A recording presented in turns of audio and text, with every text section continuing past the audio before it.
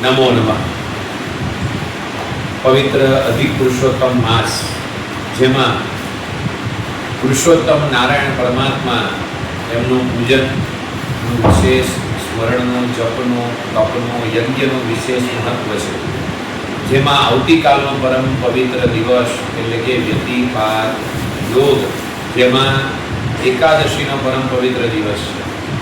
એકાદશી એટલે કે અધિક પુરુષોત્તમ જ્યેષ્ઠ માસની સુદ પક્ષની એકાદશી તારીખ 27/5/2026 દિવસે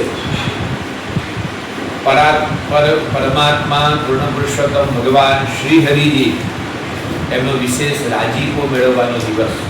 પુરુષોત્તમ માસ, એકાદશી અને વ્યતિપાત યોગ, જેનું આપણા શાસ્ત્રોમાં ખૂબ મહત્વ છે. એમાં વ્યતિપાત અને વૈધૃતિ યોગ એ શુભ કાર્ય માટે નિષેધ છે.